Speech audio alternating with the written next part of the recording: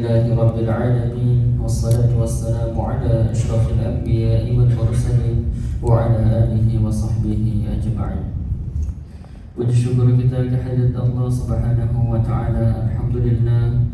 Salawat bertengkar salam turun junjungan alam Nabi besar Muhammad sallallahu alaihi wasallam. Allahumma salli wa sallim wa barik ala sayyidina Muhammad wa ala ali sayyidina Muhammad. Bapak-bapak, ibu-ibu, orang-orang tua kami yang kami hormati serta ustaz yang sama-sama kita muliakan. Alhamdulillah, kita lanjutkan kembali pengajian kita Senin malam Selasa ba'da salat Isya. Dan untuk mengambil berkah pada pengajian ini, marilah sama-sama kita buka pengajian ini dengan membaca Al-Basmalah. Bismillahirrahmanirrahim. Selanjutnya kami serahkan kepada Al-Ustaz. Kami persilahkan.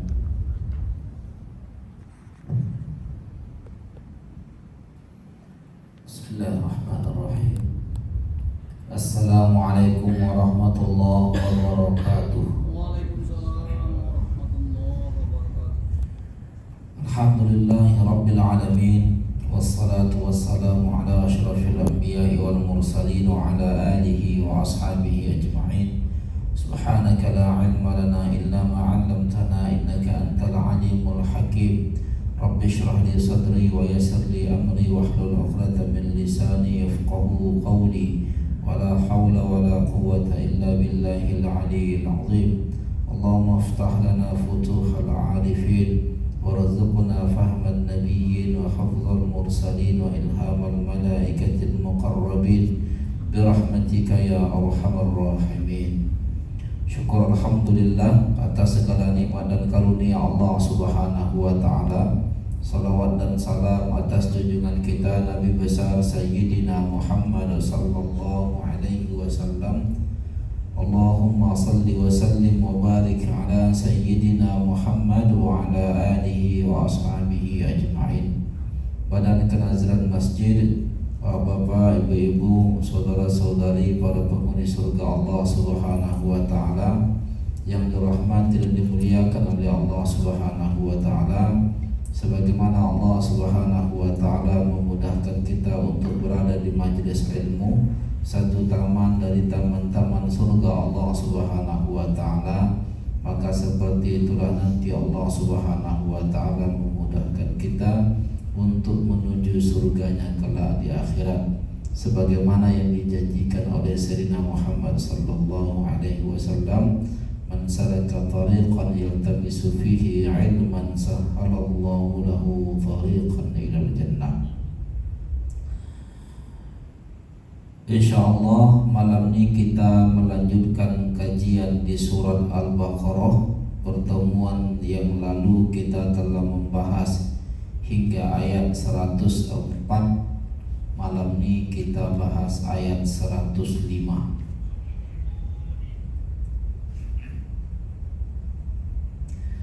Allah Subhanahu wa taala berfirman, A'udzu billahi minasyaitonir rajim. Bismillahirrahmanirrahim. Ma yawaddu alladhina kafaru min ahlil kitabi walal musyrikina an yunazzala 'alaikum min khairin min rabbikum wallahu yakhtassu birahmatihi man yasha' wallahu dzul fadlil 'azim. Shadaqallahul 'azim. Kira-kira terjemahannya, orang-orang kafir dari ahlul kitab dan orang-orang musyrik tidak menginginkan diturunkannya kepadamu suatu kebaikan dari Tuhanmu. Akan tetapi secara khusus Allah memberikan rahmatnya kepada orang yang Dia kehendaki, dan Allah lah pemilik karunia yang amat sangat besar.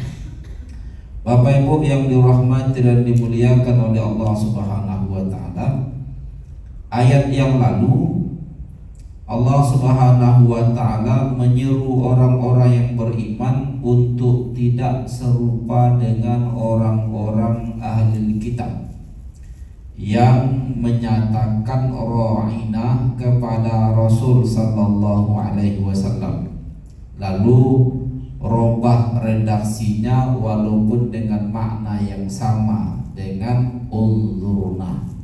Ya ayyuhalladzina amanu la taqulu ra'ina wa qulu unzurna wasma'u walil kafirina adzabun alim. Wahai orang-orang yang beriman, janganlah kau katakan ra'ina kepada Sayyidina Muhammad sallallahu alaihi wasallam, karena kata tersebut itu mengandung celaan bagi orang-orang Yahudi.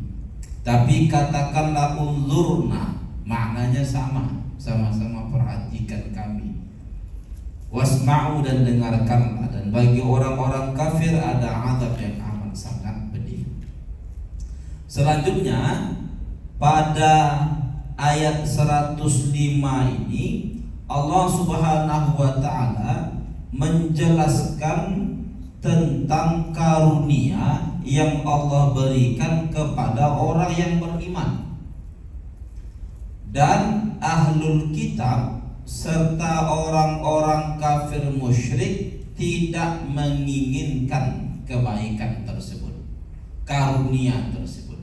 Maka Allah mengatakan, ma yawaddul ladzina kafaru min ahlil kitabi walal musyrikin ayyunazzala alaikum min khairin min rabbikum. Tidaklah menginginkan orang-orang kafir dari ahli kitab dan musyrikin untuk diturunkannya kepadamu satu kebaikan dari Tuhan. Jadi mereka tidak menginginkan itu.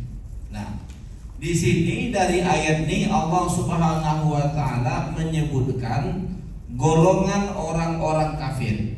Satu ahli kitab, satu lagi musyrikin. Pertanyaannya apa perbedaannya? Kesamaannya sama-sama kafir. Perbedaannya apa? Perbedaannya kalau ahli kitab itu orang yang dahulunya memiliki nabi, memiliki kitab. Nah, ada nabi yang diturunkan kepada mereka, lalu mereka imani nabi tersebut.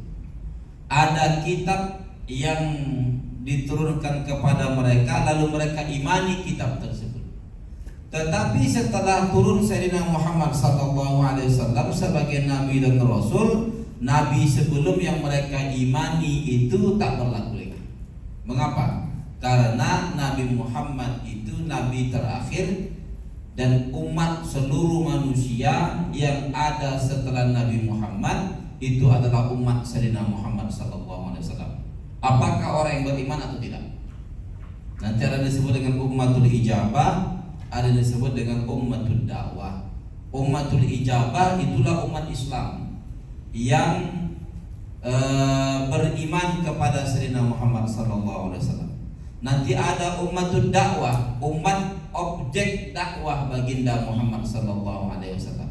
Itulah semua orang-orang kafir, dan mereka wajib beriman kepada baginda Muhammad SAW.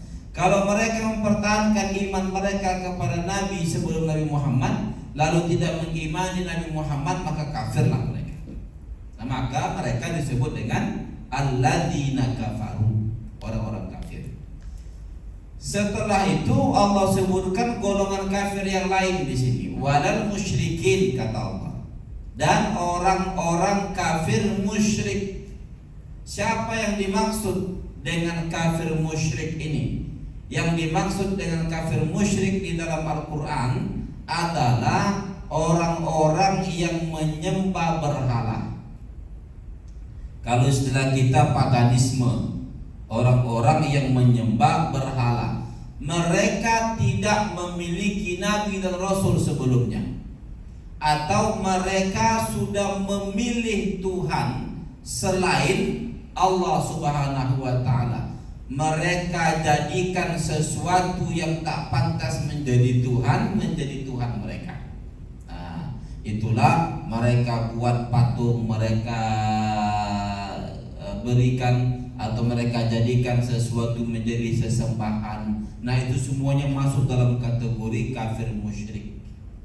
Nah, sama-sama kafir, cuman berbeda.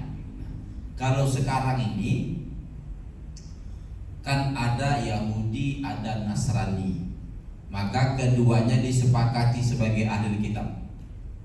Karena bagi orang Yahudi dan orang Nasrani, ajaran mereka itu memiliki asal pada Nabi sebelumnya, Nabi sebelum Sayyidina Muhammad SAW.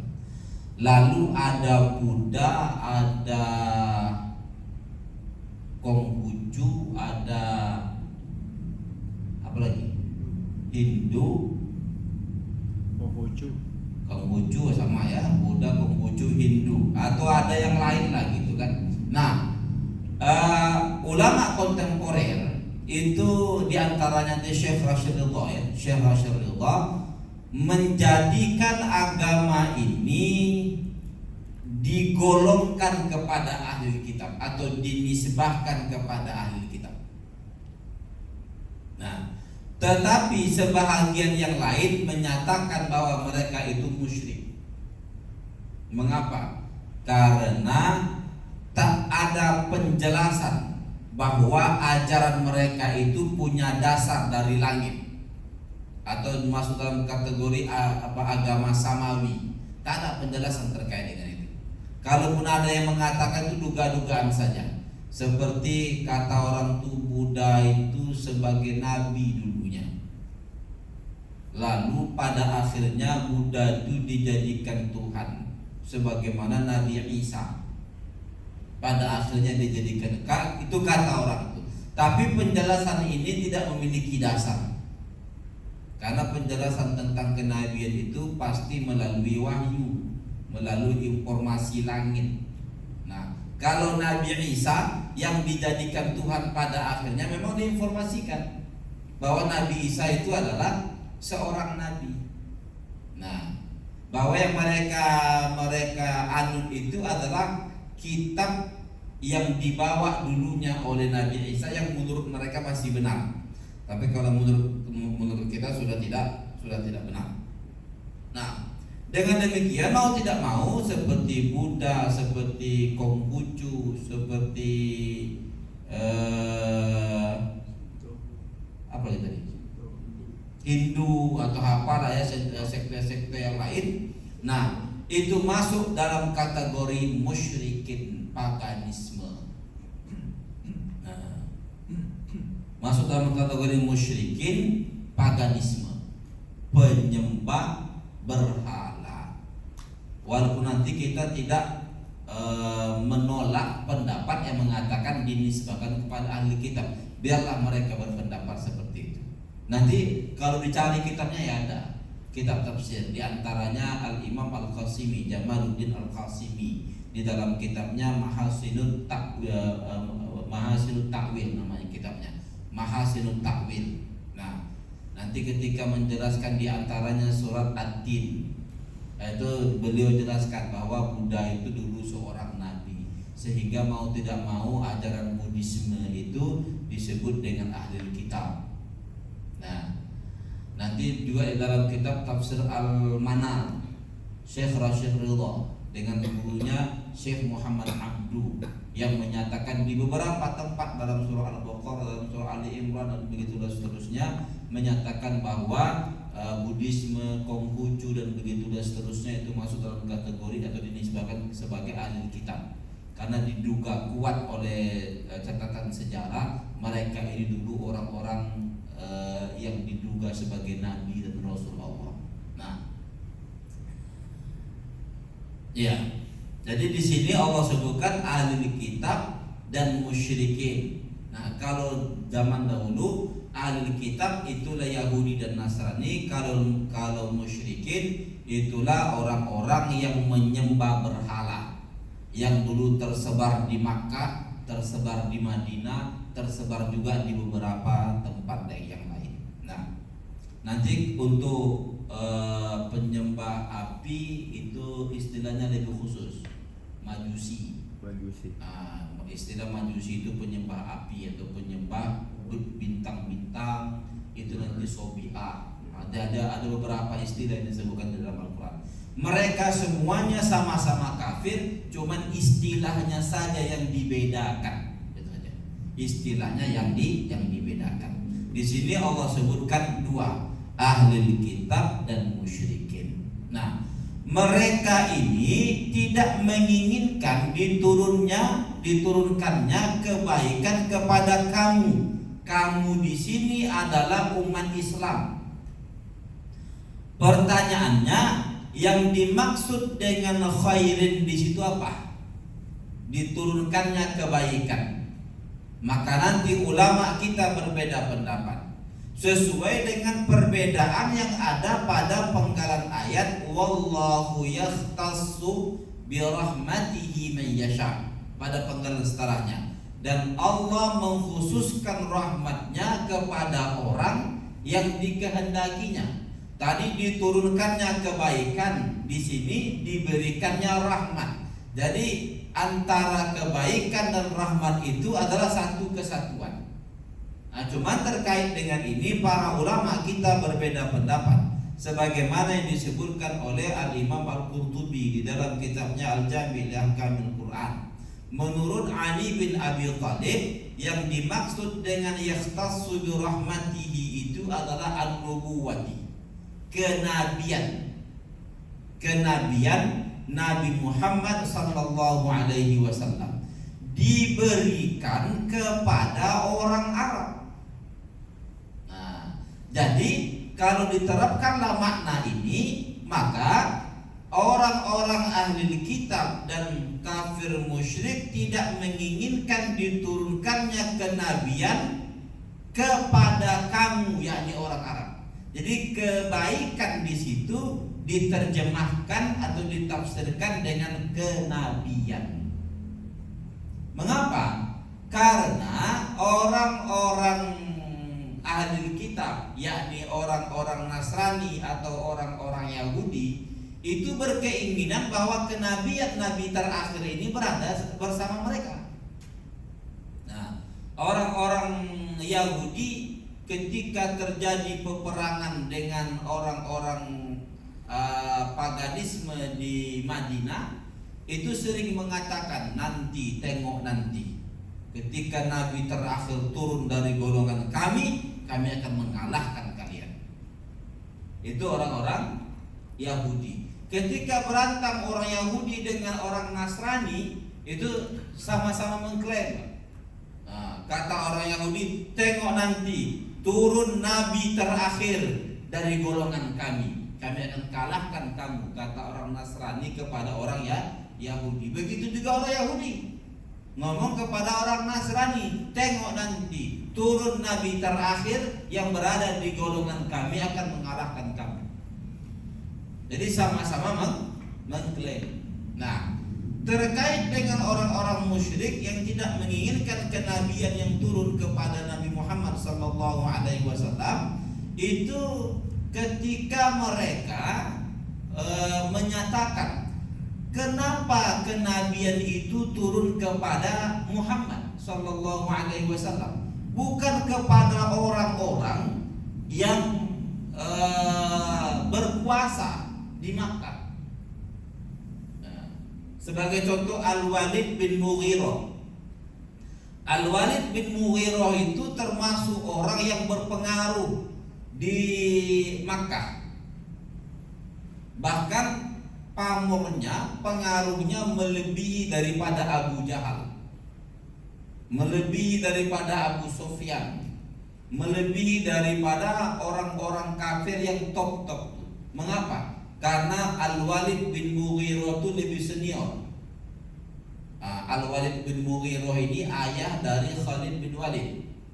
Khalid bin Walid nanti pada akhirnya masuk Islam. Ada beberapa anak dari Al-Walid bin Mughirah ini masuk Islam pada akhirnya.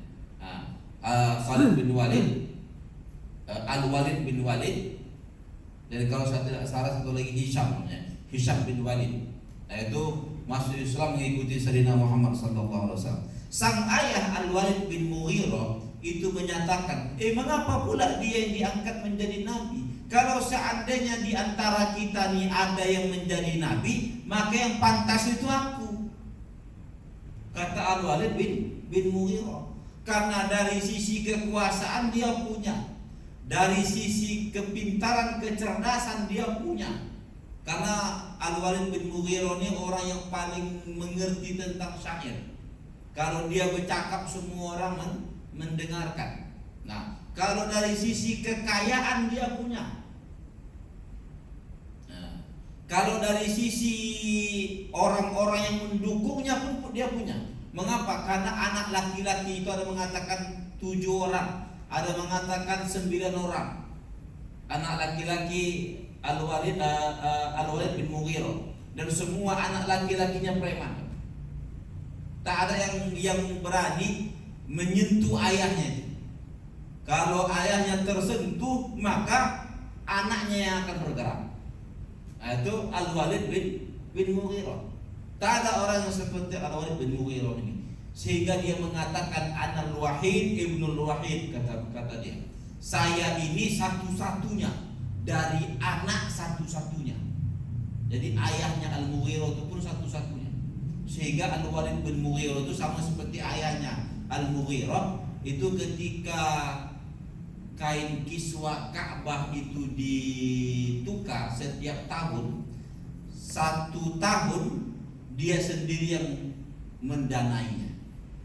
Tahun berikutnya kumpul-kumpullah orang Arab, kepala-kepala suku yang lain untuk mendanainya. Tahun ketiga dia sendiri lagi. Jadi dia mau sendiri.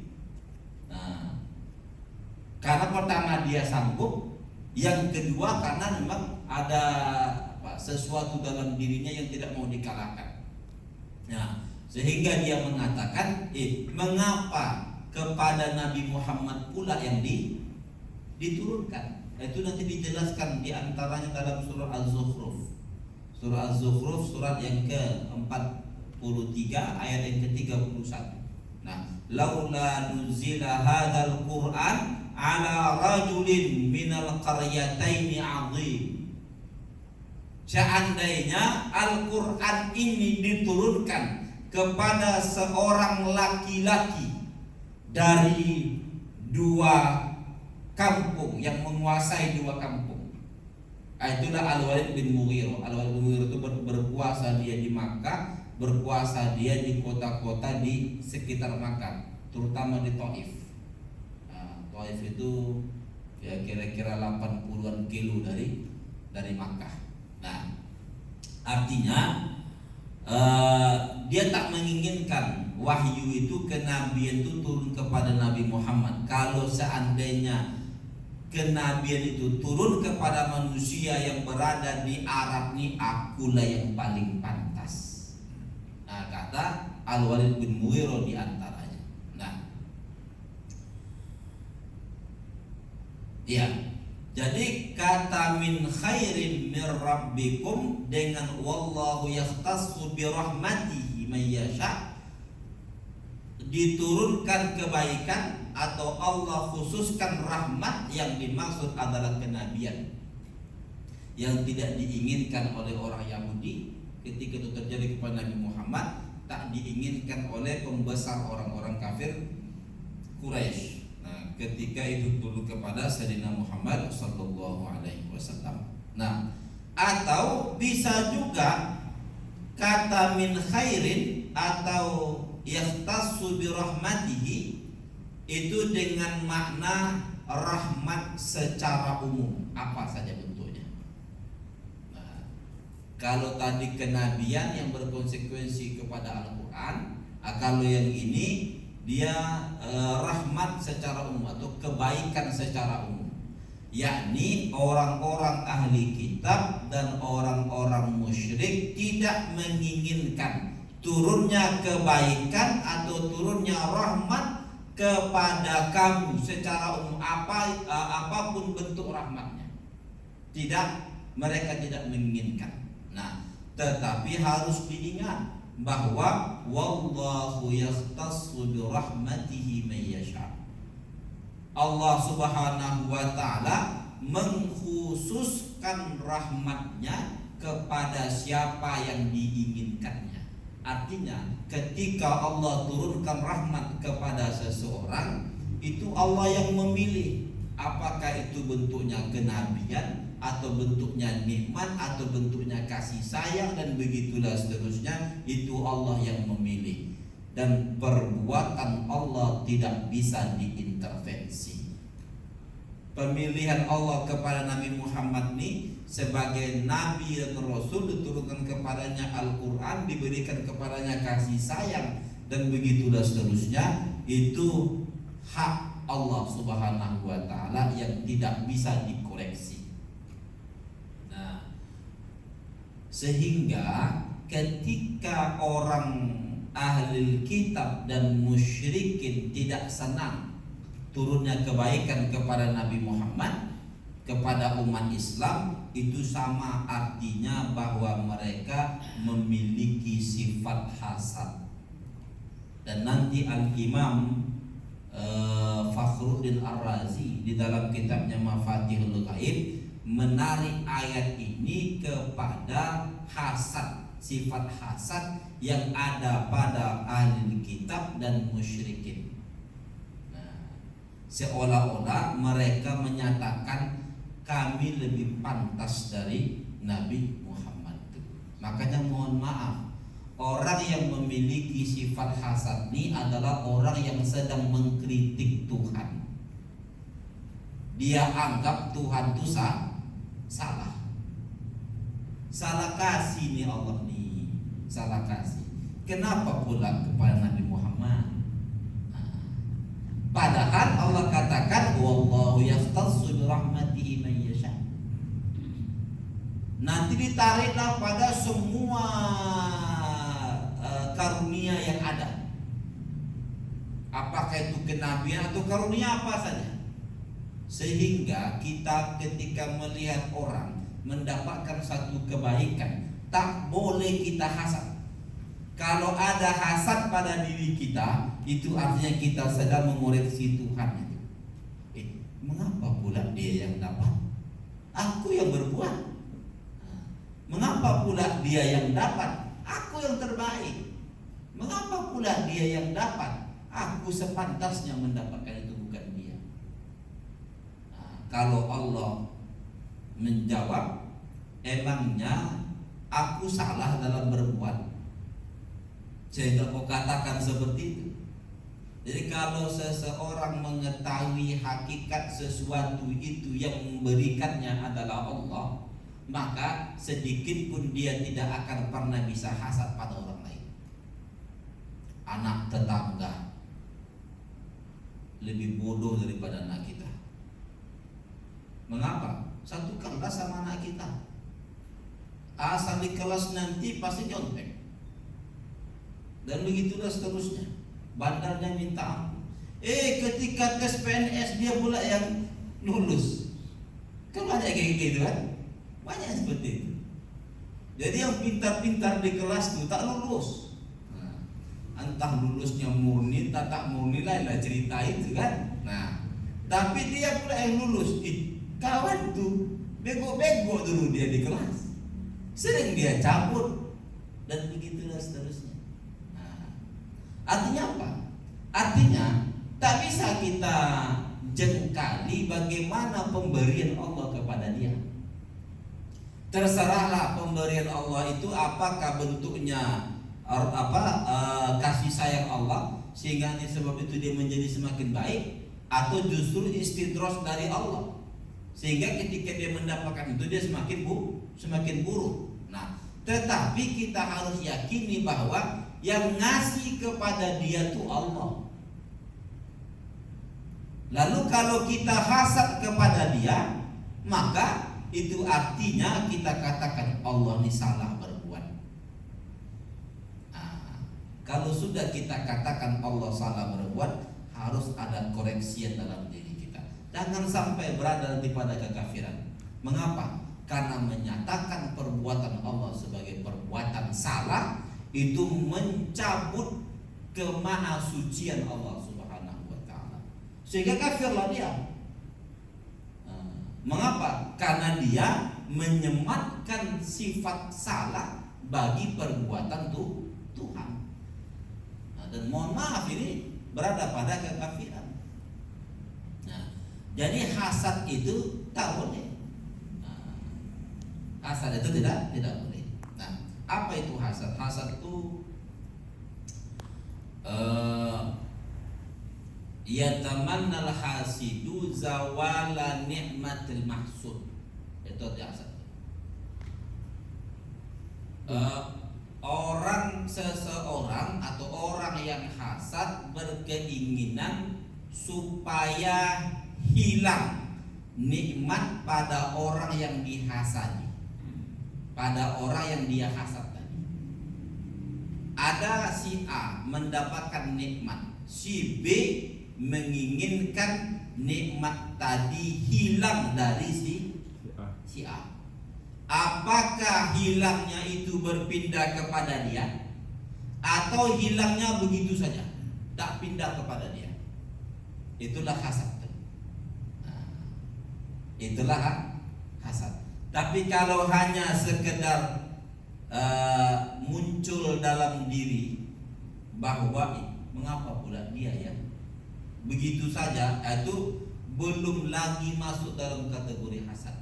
Sampai nanti pada akhirnya dia menginginkan nikmat tadi hilang dari dia. Apakah berpindah ke dia atau tidak berpindah ke dia, maka itulah hasad. Makanya nanti ada istilah lain terkait dengan hasad nih. Hasad yang boleh itu istilahnya ghibthah. Ghibthah ini adalah dia disebut juga hasad, cuman secara majas. Istilah sebenarnya adalah ghibthah. Ghibthah ini seseorang menginginkan dirinya seperti orang lain yang mendapatkan nikmat Allah Subhanahu wa taala, cuman dengan tidak menginginkan nikmat tadi hilang dari orang tersebut. Apa contohnya? Ada seorang yang berharta, orang kaya, kerjaannya bersedekah. Lalu dia menginginkan, seandainya aku kaya macam dia, aku akan melakukan apa yang dilakukannya. Itu kan bukan dalam kategori zawalin nikmat, menghilangkan nikmat dari dia. Nikmat tadi biarlah tetap berada bersama dia, cuman aku menginginkan seperti dia dengan tidak menghilangkan nikmat yang ada pada dirinya. Itu namanya ghibthah. Ghibthah ini kalau pada yang baik, tapi kalau berada pada yang buruk. Apa contohnya? Contohnya seorang pejabat yang suka korupsi, lalu tak pernah ketahuan. Ada pula seseorang, enak kali bapak tuh ya, korupsi tak ketahuan, cemana supaya aku sama macam dia. Dia biarlah dia korupsi, cuman aku ikut korupsi juga katanya. Itu bukan hasad namanya, itu ghibthah. Cuman tidak baik. Cuman dia tidak baik. Mengapa? Karena dia tidak ingin yang ada tadi hilang dari orang tersebut. Tapi kalau dia menginginkan yang ada tadi hilang dari orang tersebut, itu namanya hasad. Itu namanya hasad. Ini nanti sebabnya banyak. Sebab hasad ini banyak. Dijelaskan diantaranya oleh Al-Imam Al-Ghazali yang paling baik menjelaskan. Al-Imam Al-Ghazali di dalam kitabnya Ihya Ulumuddin.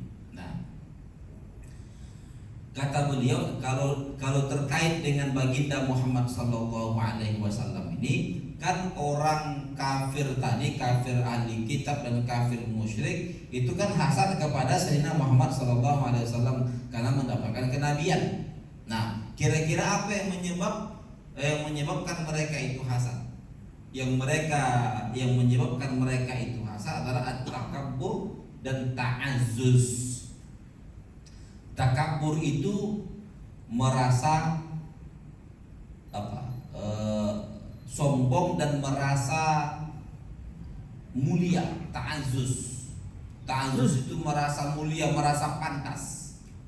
Nah, jadi ketika mereka hasad kepada baginda Muhammad SAW, mereka katakan, tak pantas ini Nabi Muhammad ini mendapatkan kenabian. Yang pantas itu aku, karena aku lebih mulia dari dia. Dari situ nanti muncul sombong. Nah, mengapa? Karena dia menyepelekan orang lain. Ingat, setiap bentuk penyepelean kepada orang lain itu adalah kesombongan. Nah, jadi hati-hati. Kadang-kadang banyak nih sama kita. Kita sepelekan orang lah kawan. Itu udah sombong. Karena menyepelekan orang lain itu adalah bagian dari kesombongan. Jadi ketika orang ahli kitab dan orang kafir musyrik hasad kepada Nabi karena turun kepadanya kenabian, nah lalu orang ahli kitab dan orang musyrik tadi mengatakan, kami yang pantas, kami yang lebih mulia, seharusnya kami yang mendapatkan itu.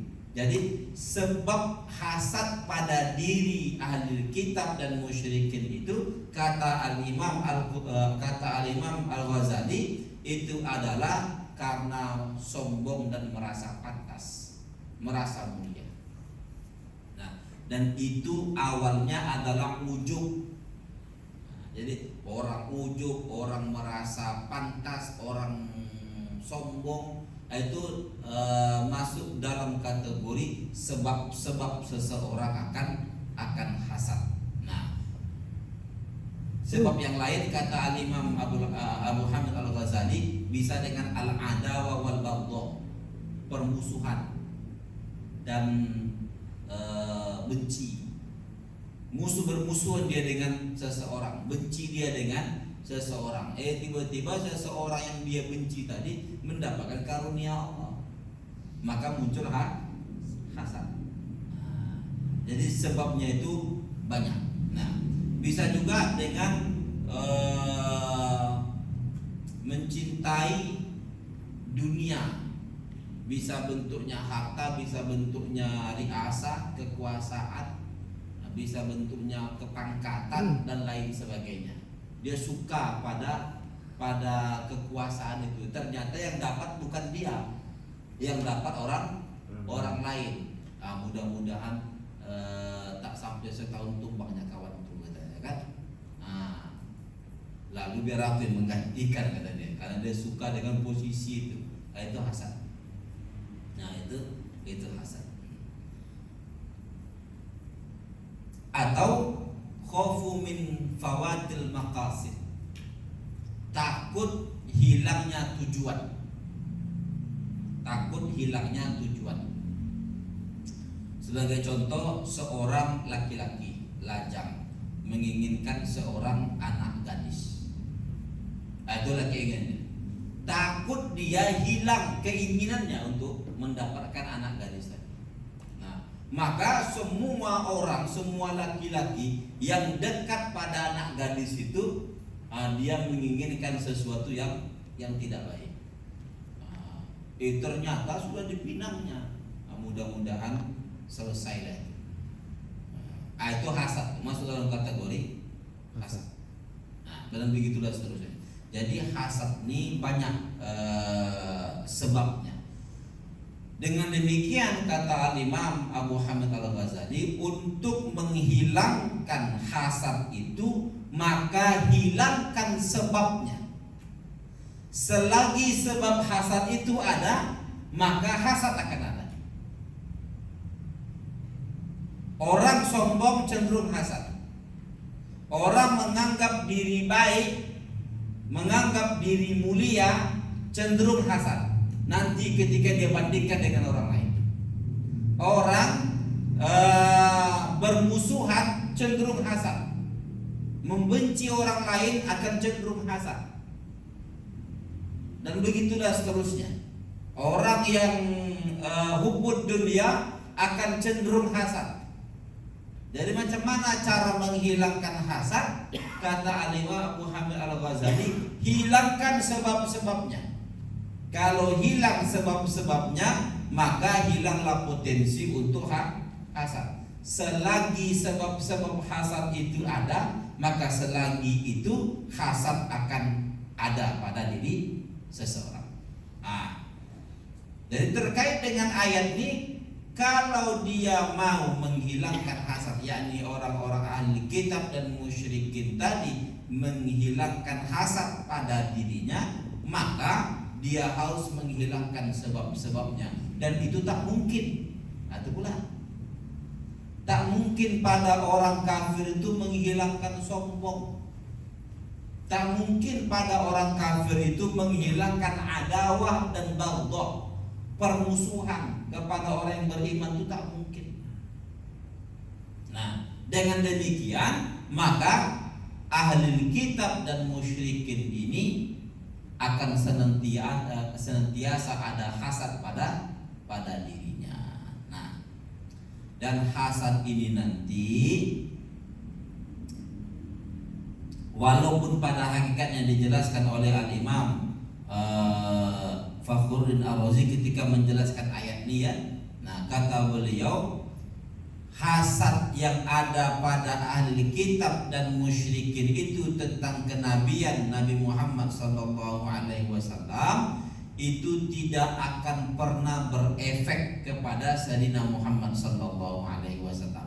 Tidak akan pernah berefek kalau hasadnya itu terkait dengan kenabian. Mengapa? Karena kata Allah, wallahu yakhtassu bi rahmatihi man yasha. Jadi kalau mereka hasad, tidak akan pernah berefek. Tetapi kalau hasadnya pada yang lain, sebagai contoh pada kekuasaan, kekayaan, atau pencapaian yang ada, hasad seseorang kepada orang yang dibencinya tadi itu bisa memberikan efek jika Allah berkehendak. Ya pastinya semua itu atas izin dan kehendak Allah Subhanahu wa taala. Makanya kita diperintahkan untuk berlindung dari orang yang hasad. Di mana? Di surat Al-Falaq. Qul a'udzu birabbil falaq min syarri ma khalaq wa min syarri ghasiqin idza waqab wa min syarri naffatsati fil 'uqad wa min syarri hasidin idza hasad. Katakanlah aku berlindung dengan Tuhan Al-Falaq, cahaya subuh, dari keburukan apa yang diciptakannya, dan dari keburukan malam apabila telah sunyi, dari keburukan perempuan tukang sihir yang menghembus di buhul-buhul. Mengapa disebutkan perempuan? Istilahnya nafasat. Karena memang pada zaman dahulu yang paling banyak tukang sihir itu perempuan. Sampai istilahnya itu sampai sekarang. Mak lampir, tak ada pak lampir. Nenek, nenek apa pokoknya nenek begitu, tak ada kakek-kakek gitu kan. Mengapa? Karena ayat ini pun menyatakan demikian. Lalu di akhir wa min syarri hasidin idza hasad. Dan dari keburukan orang yang hasad apabila dia hasad. Jadi kita berlindung. Nah, berlindungnya kita dari perbuatan hasad itu menunjukkan bahwa perbuatan hasad seseorang kepada kita itu akan efektif, berlangsung, akan memberikan efek pada diri kita. Nah, dan nanti orang yang hasad ini akan muncul sihir pada akhirnya, muncul penyakit ain. tak suka dia nengok kawan, dipandangnya, ditatapnya, lalu ditransfernya sesuatu yang gaib, sehingga terkenalah kawan tadi. Itu disebut dengan penyakit ain. Atau tak nampak dia kawan tuh, cuman fotonya di mana-mana di internet, diambilnya fotonya, dikirimkannya penyakit ain. Nah, kok bisa dia melakukan itu? Karena dari hasad. Dari hasad. Jadi hasad ini nanti pada akhirnya akan menjadi perbuatan-perbuatan yang merugikan orang yang dihasadinya. Nah, walaupun memang Allah yang mengizinkan itu, maka kita berlindunglah kepada Allah Subhanahu wa taala. Tapi terkait dengan kenabian yang diceritakan oleh ayat ini, hasad kepada Nabi Muhammad terkait dengan kenabian itu tidak berefek sama sekali. Taklah nanti bisa ketika mereka hasad kepada Nabi Muhammad karena Nabi Muhammad menjadi nabi, lalu mereka melakukan berbagai upaya sehingga Nabi Muhammad batal jadi nabi. Nah, itu tidak mungkin terjadi. Atau ketika batal dari nabi, berpindahlah ke nabi itu kepada mereka. Itu tidak mungkin terjadi. Mengapa? Karena wallahu yahtassu bi rahmatihi may yasha. Itu jawabannya. Tapi kalau terkait tadi dengan harta, itu boleh jadi akan memberikan dampak. Memberikan dampak. Apakah dia lakukan sesuatu untuk menghilangkan harta tadi dari orang tersebut sehingga dia jadi miskin semiskin-miskinnya, lalu kekayaan tadi pindah kepada orang yang hasad dengan berbagai upaya yang dilakukannya, dan begitulah seterusnya. Nah, terkait dengan ini banyak-banyak kita berlindung kepada Allah. Makanya kata baginda Muhammad SAW, bacalah diantaranya surat Al-Falaq tadi sehabis sholat, sebelum tidur, sebangun tidur, terutama di sebelum tidur. Mengapa? Karena orang-orang yang hasad itu biasanya akan bekerja ketika kita lalai. Nah, di situ dia bekerja. Kita lalai itu di malam hari. Nah, disitulah nanti dia akan melakukan sesuatu. Tapi kalau Allah mau melindungi Bapak Ibu yang dirahmati Allah, walaupun ada orang yang hasad sudah menyiapkan segala sesuatu untuk apa-apa yang mau dilakukannya, Allah palingkan hatinya. Nah, sebagai contoh, ada seseorang gondok betul dia sama kawan, karena kaya kali kawan, pelit pula. Tengok nanti malam bakar rumah kau. Udah disiapkannya semua, biar hangus semuanya, habis semuanya. Nah, sudah disiapkannya semua. Tetapi ketika orang yang dihasadi tadi memiliki berlindung kepada Allah, lalu Allah ingin melindunginya, ketika kawan tadi bekerja di malam hari untuk membakar rumah orang tadi, maka Allah palingkan hatinya. Allah munculkan rasa takut pada dirinya, sehingga tak jadi dia melakukan. Itulah bentuk dari perlindungan Allah Subhanahu wa taala. Jadi berlindung kita kepada Allah dari orang-orang yang hasad nih. Karena orang yang hasad nih, mohon maaf, luarnya baik, di dalam busuk betul. Mukanya manis kepada kita, tapi di belakang kita, sehingga tak tahu kita mana yang musuh, mana yang kawan. Padahal dia adalah musuh kita yang selama ini bermanis-manis dengan kita. Tinggal nunggu momen saja, tinggal nunggu kesempatan saja. Karena kita tak tahu itu, berlindunglah kita kepada Allah. Biar Allah nanti yang akan membolak-balikkan hatinya, yang awalnya buruk kepada kita, ketika dia ingin melakukan keburukan tersebut, Allah jadikan hatinya berbolak pada sesuatu yang lain, berbalik pada sesuatu yang lain. Nah, Setidaknya nanti muncul rasa takut, nanti ketahuan dan begitulah seterusnya. Nah, asalnya tak jadi dia melakukan. Nah, kembali kita kepada ayat ini. Ya.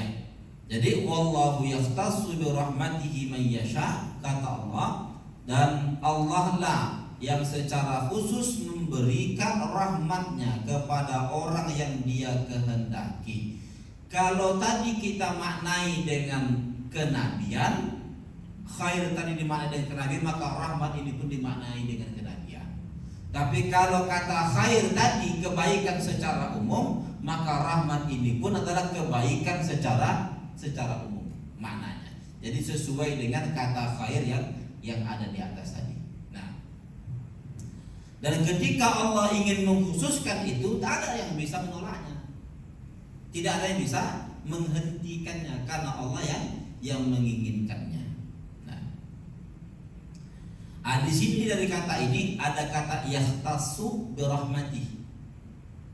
Allah khususkan rahmatnya kepada mayyasha, kepada orang yang Allah inginkan. Kata mayyasha, orang yang Allah inginkan itu pasti adalah orang-orang yang dekat dengan Allah Subhanahu wa taala. Orang-orang yang beriman. Mengapa? Karena ada kata yahtassu, pengkhususan dalam rangka memberikan rahmat, dan rahmat di sini masuk dalam kategori rahim, bukan masuk dalam kategori rahman. Mengapa? Karena kalau masuk dalam kategori rahman, dia kepada semua makhluk, kepada semua manusia, apakah beriman atau tidak beriman. Allah akan tetap memberikan sifat rahmannya kepada orang yang tidak beriman. Tetapi ketika Allah berikan rahim kepada makhluknya, itu kepada orang-orang khusus, kepada orang-orang yang Allah sayang.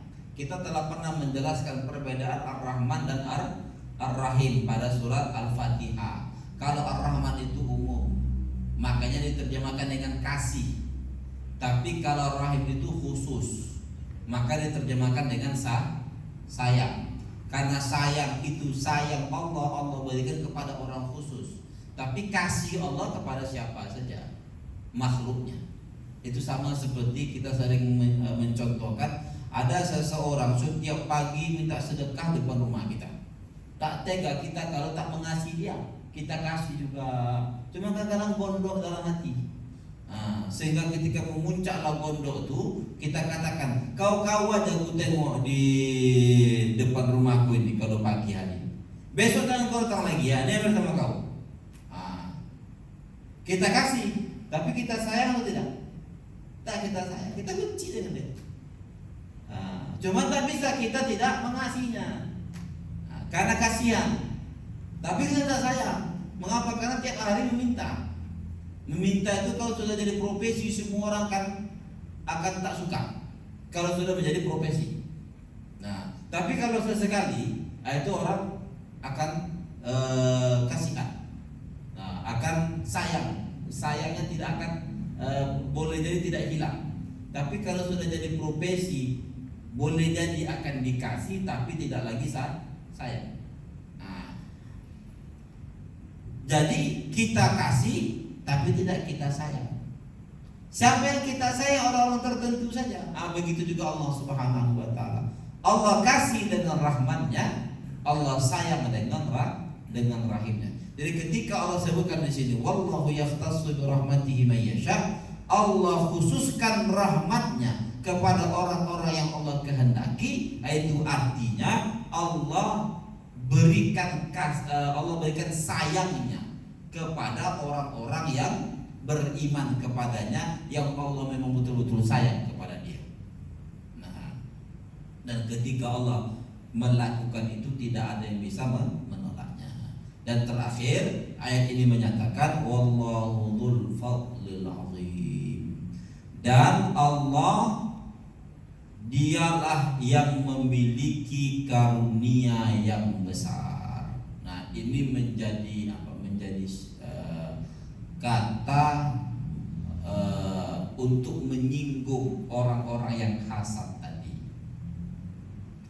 Artinya begini, kalau engkau menginginkan kebaikan yang sudah didapati oleh orang lain, tak perlu kau hilangkan kebaikan pada orang itu.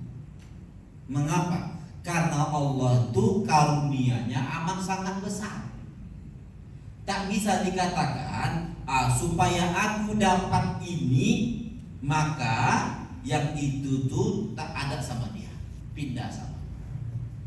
Seolah-olah dia ingin katakan berarti Allah tuh miskin, karunia Allah tuh terbatas, karunia Allah tuh sedikit, sehingga kalau dia ingin mendapatkan itu harus lepas dari orang itu dulu baru bisa pindah kemari. Tidak, tak bisa seperti itu.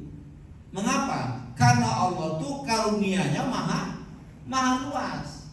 Ada karunia Allah pada orang lain, bisa nggak karunia yang sama Allah berikan kepada kita? Bisa, dengan tanpa menghilangkan karunia orang tadi. Itu kalau dia bentuknya umum ya, karunia secara umum. Tapi kalau karunia kenabian tadi tidak. Kalau diterjemahkan khusus, khair tadi diterjemahkan dengan kenabian. Kalau kenabian, karena ini kenabian yang terakhir, semua orang mengetahui, semua ahli kitab mengetahui bahwa ini kenabian yang terakhir. Kalau sudah diberikan kepada Sayyidina Muhammad SAW, tidak mungkin nanti ada nabi yang lain. Karena memang di keyakinan mereka Nabi Muhammad itu nabi yang terakhir, nabi yang dijanjikan oleh semua nabi yang ada, bahwa baginda Muhammad SAW akan diutus. Kalau sudah terutus, dia di kalangan orang-orang Arab Quraisy, maka tak mungkin ada lagi di ahli kitab atau di Bani Israel atau di mana saja. Atau kalau maknanya kenabian. Tapi kalau maknanya umum, karunia yang umum, maka tidak perlu dibatasi. Mengapa? Karena karunia Allah itu azim, amat sangat besar. Tak dapat kita yang ini karena sudah didapatkan oleh orang tersebut, Allah bisa sediakan yang lain yang sama seperti itu atau bahkan yang lebih besar daripada itu. Sehingga kita tidak perlu berada pada hasad, cukuplah berada pada ridho. Berada pada ridho. Kita menginginkan hal yang sama dengan cara tidak menghilangkan itu kepada dari orang tersebut. Jadi wallahu dzul fadlil azim, dan Allah lah pemilik karunia yang besar itu, sehingga bisa diberikannya kepada siapa saja yang dikehendaki oleh Allah Subhanahu wa taala. Saya kira itu bisa saya jelaskan terkait dengan ayat 105 surah Al-Baqarah ini. Insyaallah pertemuan akan datang akan kita lanjutkan pada ayat yang ke-106. Jika ada yang mau bertanya atau dipertanyakan, dipersilakan.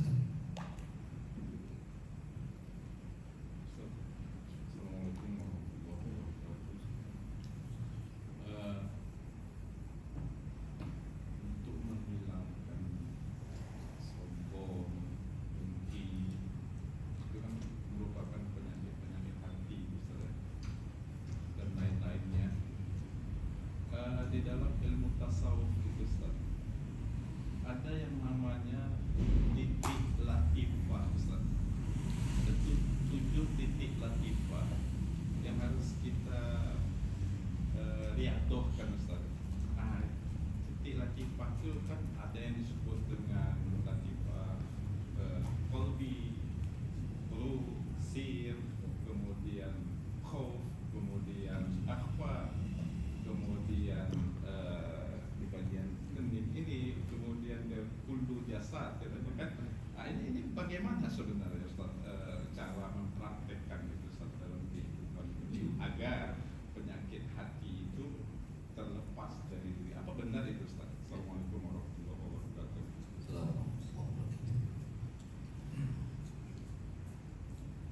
Lataif yang 7 atau latifah yang 7 itu dia tidak masuk di dalam ilmu tasawuf.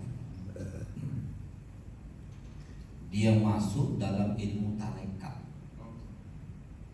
Itu bedanya ya. Jadi kalau dia tasawuf, semua umat Islam diwajibkan berada pada tasawuf sebagai makna dari ihsan ya, hadis Nabi bahwa kata Nabi malaikat datang kepada Nabi bertanya tentang iman, dijawab dengan 6 rukun iman. Bertanya tentang Islam, dijawab dengan 5 rukun Islam. Ditanya tentang ihsan, dijawab dengan musyahadah atau muraqabah. Musyahadah atau muraqabah. Musyahadah itu apa? Musyahadah itu menyaksikan Allah, anta'budallaha ka'annaka tara, bahwa engkau menyembah Allah seolah-olah menyaksikan Allah. Nah, kalau tidak sanggup berada pada situ, fa innahu yara, maka yakini saja bahwa Allah itu menyaksikan engkau. Itu namanya muraqabah. Kalau menyaksikan tadi itu menyaksikan Allah tadi itu namanya musyahadah. Kalau disaksikan oleh Allah itu namanya muraqabah.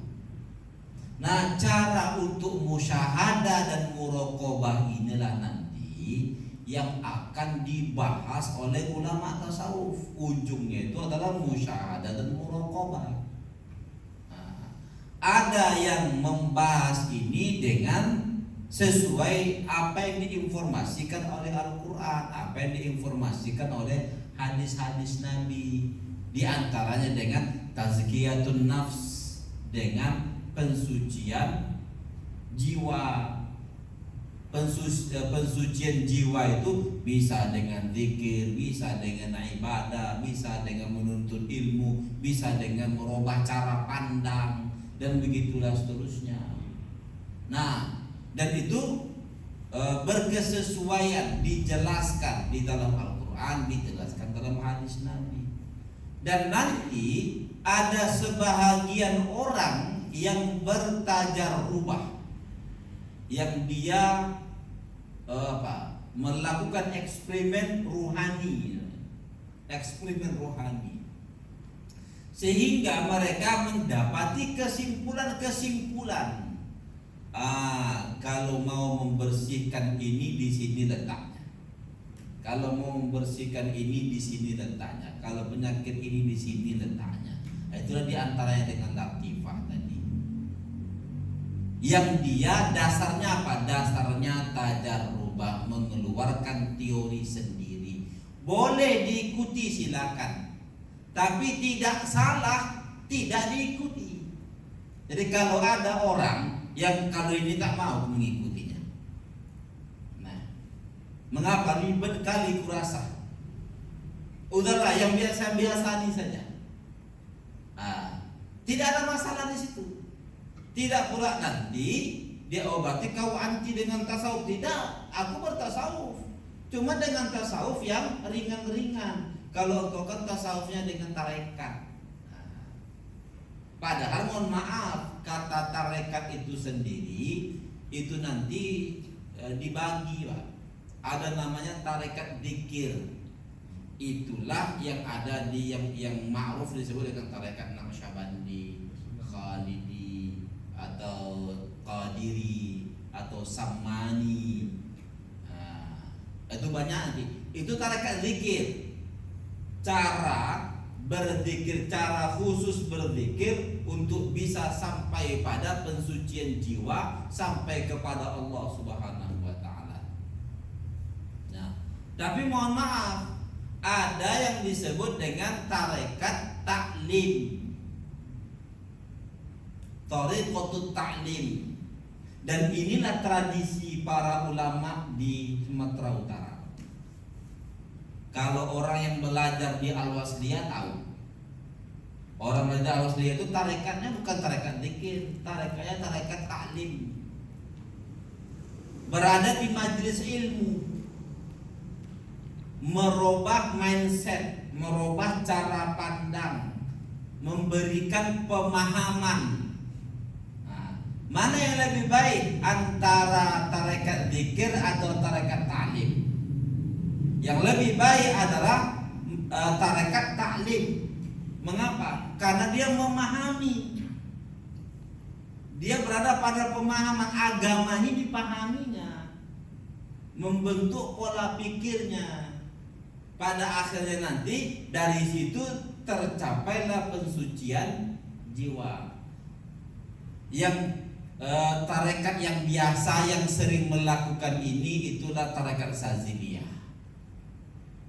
Tarekat Saziliyah itu dia lebih cenderung pada ta'limnya, Pak, bukan pada zikirnya. Jadi majelis-majelis ta'lim yang ada itu sesungguhnya disebut dengan tarekat, cuman tidak ma'ruf. Karena apa? Karena pada akhirnya nanti istilah tarekat ini dikhususkan pada tarekat zikir tadi. Jadi yang disebutkan tadi itu teori-teori yang muncul di dalam ilmu pertarekatan. Dan dia lebih khusus lagi tarekatnya tarekat zikir. Seperti cara berzikir dari la ilaha illallah berpindah ke Allah, berpindah ke Hu. Kita tidak salahkan itu. Nah, itu ada ilmunya, dijelaskan oleh para ulama-ulama pada zaman dahulu. Nah, ada makom-makom khusus di dalam zikir itu. Ada cara-cara khusus. Di antara caranya dengan mengakukan lidah ke langit-langit dalam zikir. Nah, jadi lidah itu tak digerak-gerakkan ketika menzikirkan Allah atau hu. Nah, lalu meletakkan dia pada tempat tertentu di hati, apakah dua jari sebelah kanan, sebelah kiri, sebelah atas, sebelah bawah gitu kan. Nah, itu masuk dalam kategori ilmu yang lebih khusus. Kalau orang tak berada di situ tak ada masalah. Tak ada masalah. Nah, malam Ahad yang lalu saya berceramah tentang Nabi Khidir. Sudah beberapa pertemuan saya membahasnya. Lalu adalah salah seorang jamaah meminta kepada saya, Ustaz, tolong ijazahkan dulu kepada kami ini tarekat tertentu yang Ustaz pelajari.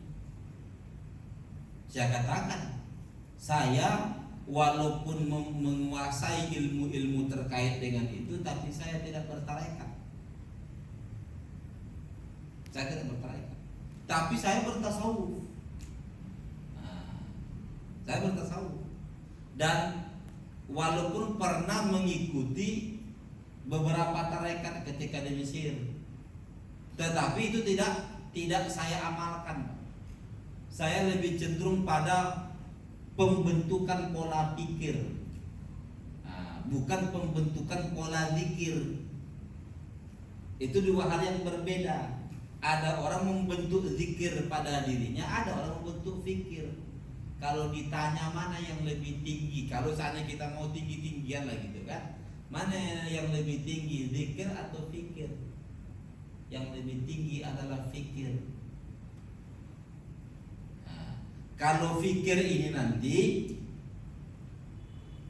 orang yang lulus di situ disebut dengan alim. Kalau zikir, orang yang lulus dari situ disebut dengan abid. Abid itu orang yang beribadah kepada Allah. Kalau alim itu orang yang mengerti tentang agama. Dan setan itu, mohon maaf, setan itu lebih takut pada orang alim daripada orang abid. Kan ada sebuah riwayat disebutkan setan keluar dari masjid. Nah, di masjid itu ada orang tidur, ada orang sholat. Ada orang tidur, ada orang sholat. Nah, lalu ditegurlah setan nih, memang apa kau keluar? Kau ganggulah orang yang sholat tuh. Apa kata setan tuh? Aku tak takut dengan orang yang sholat tuh, cuma aku takut dengan orang yang tidur tuh. Mengapa boleh kayak gitu? Karena yang tidur tuh orang alim, sedangkan yang sholat tuh orang abid. Perbedaannya kalau orang abid ini banyak beribu rakaat sholatnya belum bisa mengalahkan sekali berfikirnya orang alim.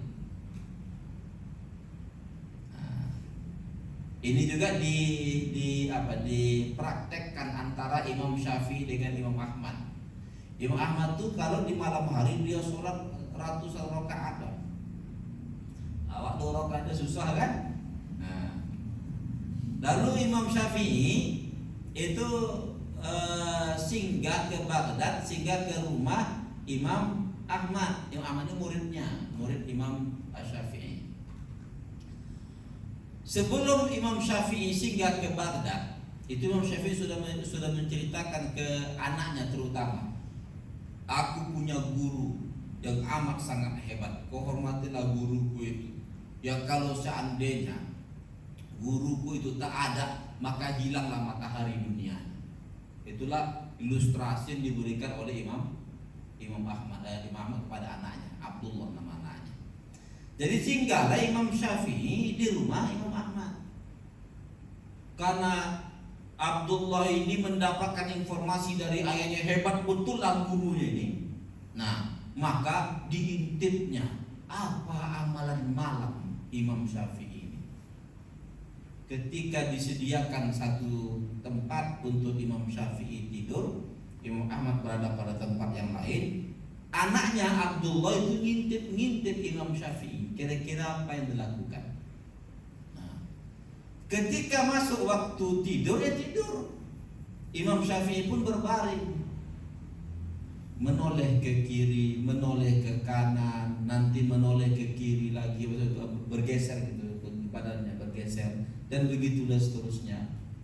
Sedangkan Imam Ahmad di malam hari, di tengah malam dia bangun, berwudu dan sholat. Habis sholat lagi, habis sholat lagi, begitulah seterusnya sampai masuk waktu subuh.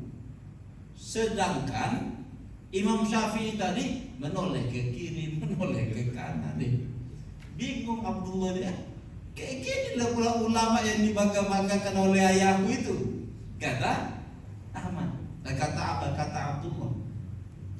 Ketika masuk waktu subuh, Imam Syafi'i pun bangun, langsung dia sholat subuh bersama Imam Ahmad. Makin bingung lagi Abdullah nih, masa dia dari tidur bangun sholat tak wudu dulu? Tak salah sholatnya tuh. Habis sholat Imam Syafi'i ini udah tahu dia diintip.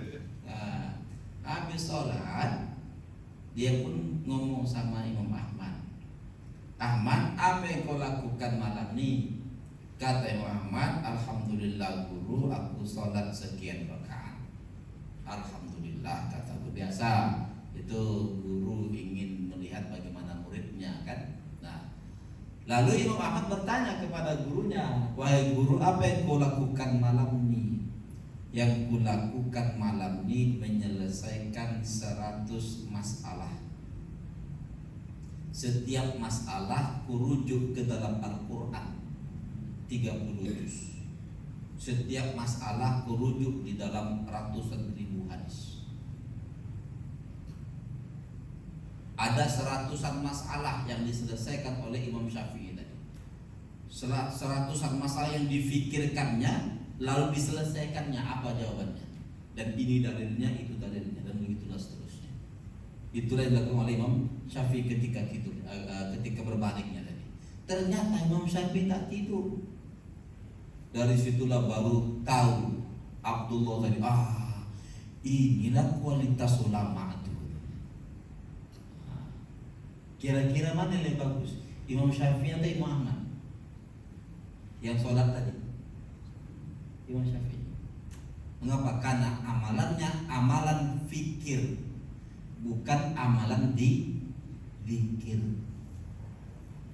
Jadi kalau ada orang yang masih menyatakan amalan dikir itu sesuatu yang amat sangat tinggi, itu sesungguhnya dia salah pemahaman. Yang lebih tinggi itu adalah amal fikir. Tapi ingat, ini terkait dengan yang sholat sunnah ya, terkait dengan sholat sunnah. Nah, jadi sholat sunnah sebanyak apapun dia itu tidak bisa mengalahkan amal fikir. Makanya di beberapa riwayat juga disebutkan oleh Imam Ahmad bin Hanbal bahwa berfikir sesaat itu lebih baik daripada sholat 100 rakaat. Berfikir sesaat. Dan sholat itu lebih bagus hanya sekedar zikir. Jadi tariqah kita yang kita dapati dari tuan-tuan guru kita itu tariqatut ta'lim. Ustaz Muhammad Hafiz saja guru saya tak pernah bertarekat. Walaupun beliau tidak anti tarekat, tetapi ilmu tasawuf jangan tanya. Beliau menjelaskan al-hikam, kitab al-hikam. Guru beliau Dr. Lahmuddin pun demikian. Kalau menjelaskan kitab al-hikam itu nanti menangis beliau. Dapat rasanya berarti. Dapat rasanya. Nah, walaupun tidak bertarekat. Nah, Ustadz Oka Masmud, guru dari guru kita juga guru kita pernah belajar pada beliau, ulama teguh juga seperti itu. Di akhir hayatnya beliau berkeinginan untuk ziarah ke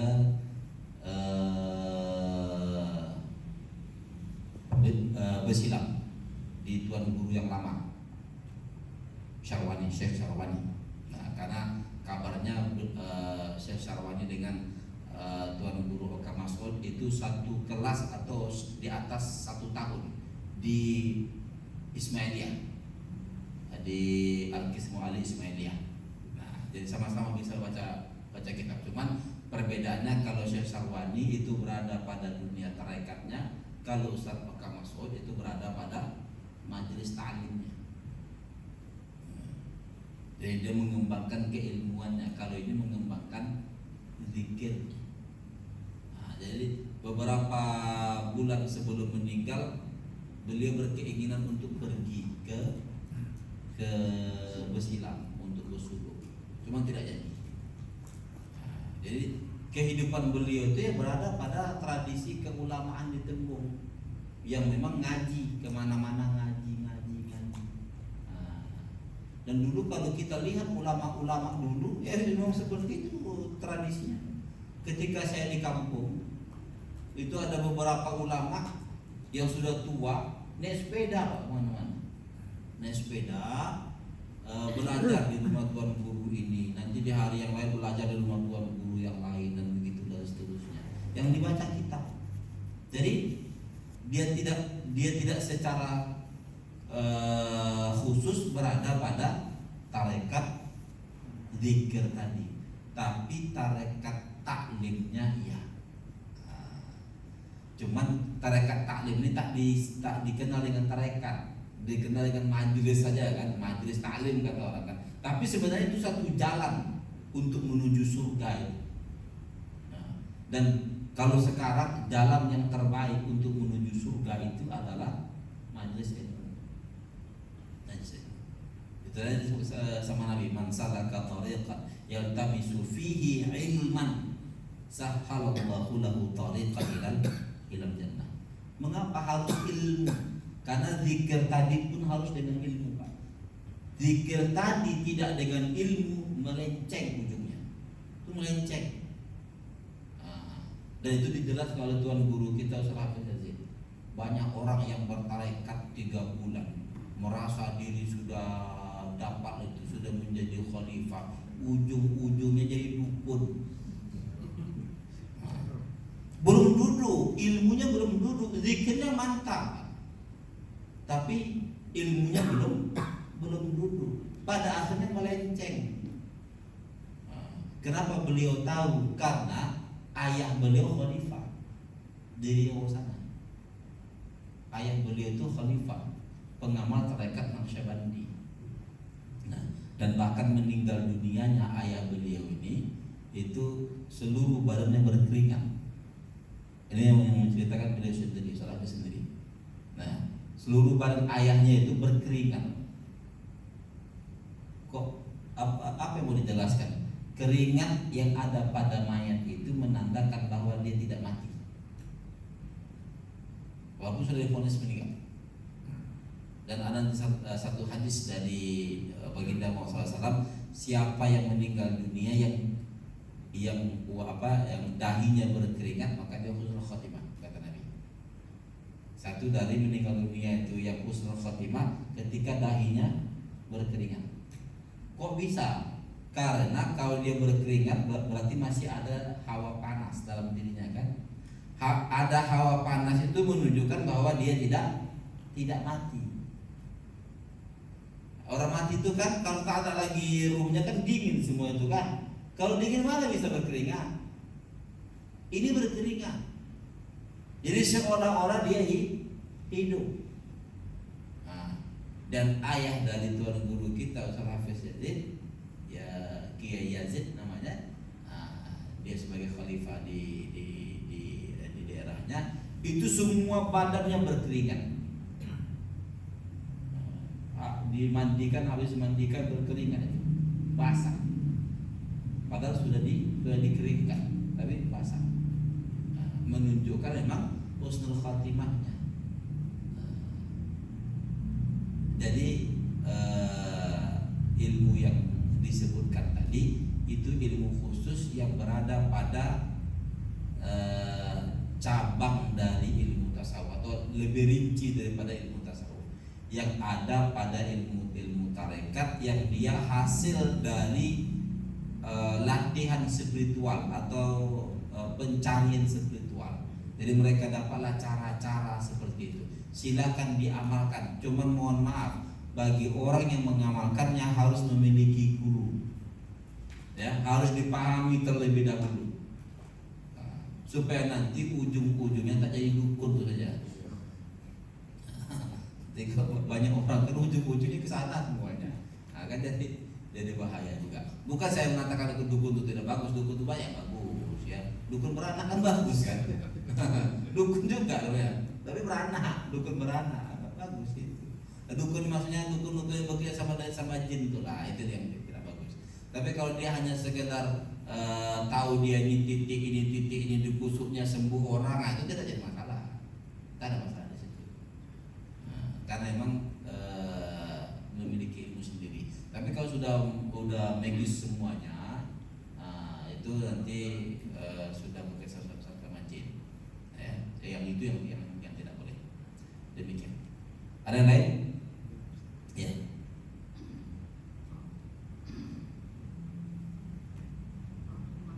Ustaz, mengenai tadi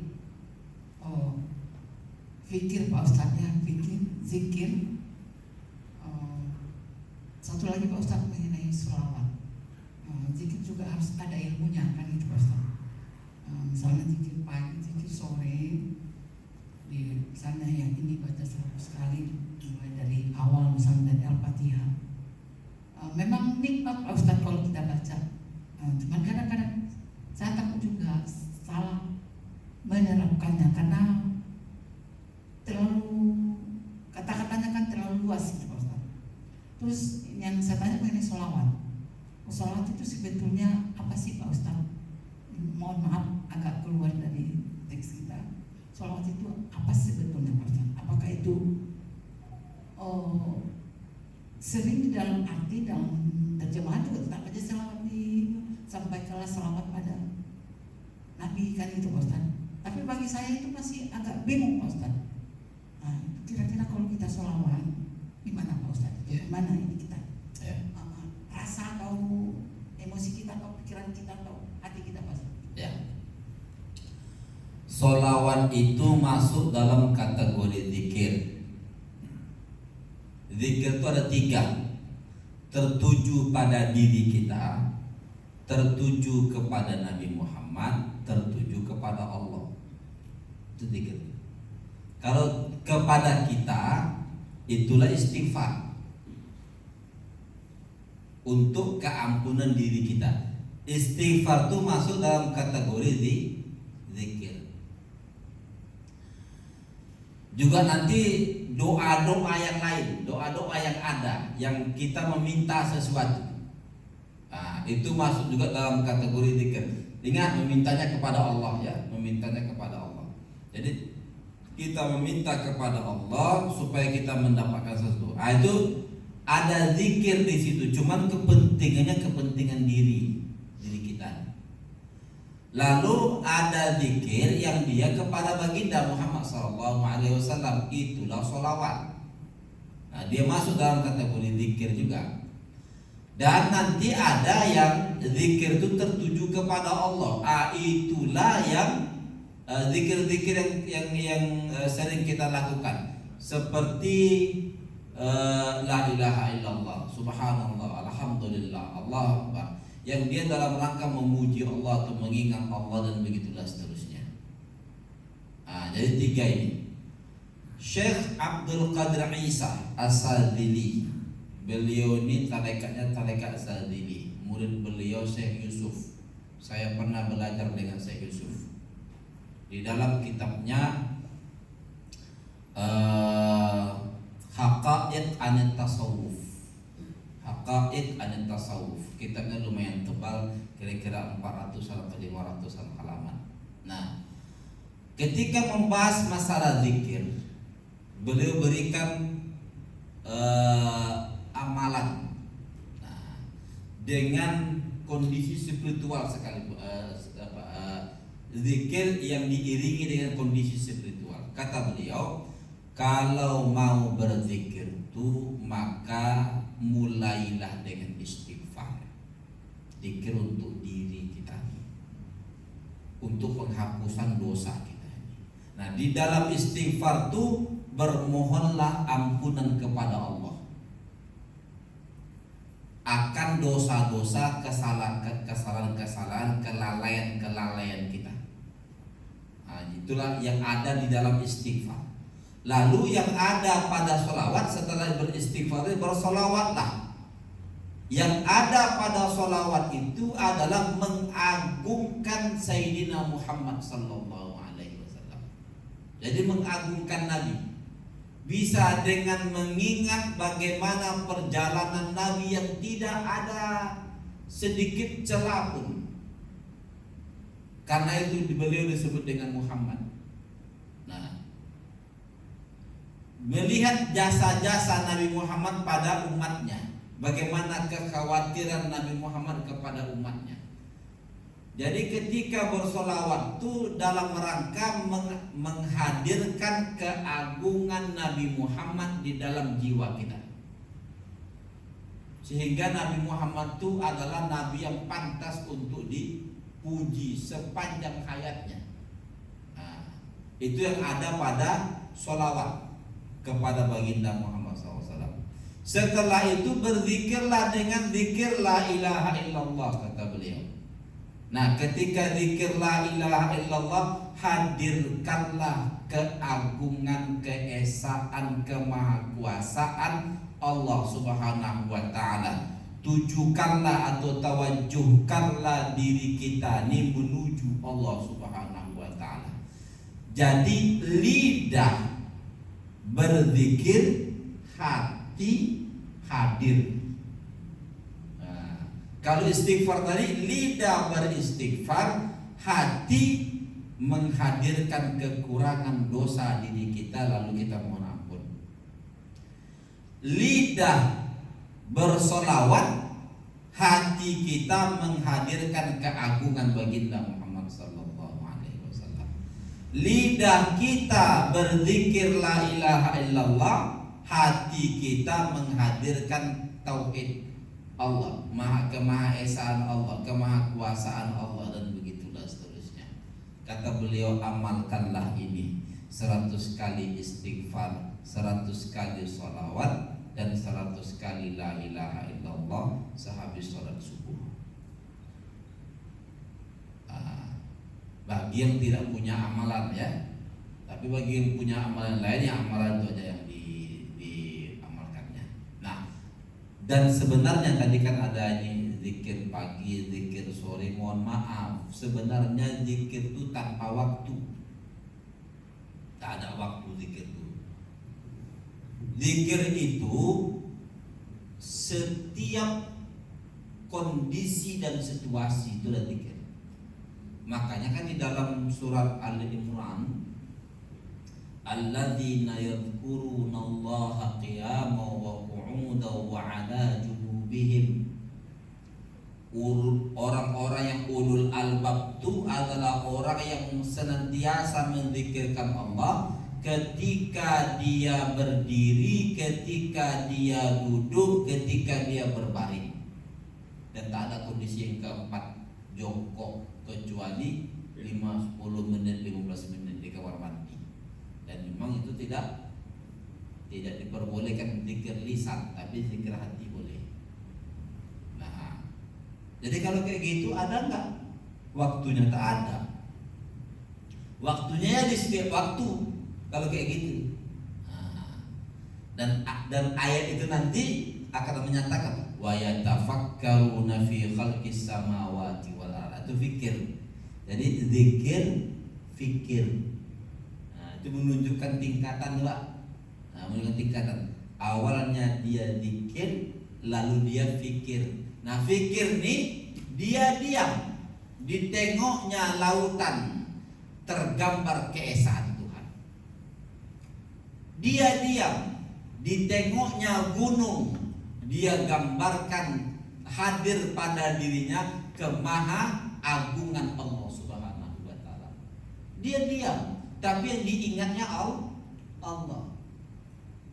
Inilah yang disebut dengan fikir itu. Apa saja yang dilihatnya? Dilihatnya makhluk, tapi teringat dia Tuhan. Nah, tapi kalau orang yang berzikir tadi, dizikirkannya Tuhan, tapi teringatnya kunci mobil di mana letaknya tadi. Nah, gitu kan? Jadi posisi orang yang fikir itu lebih tinggi kalau dia tertuju kepada Allah Subhanahu wa taala. Nah, jadi zikir ini pada awalnya tidak memiliki waktu.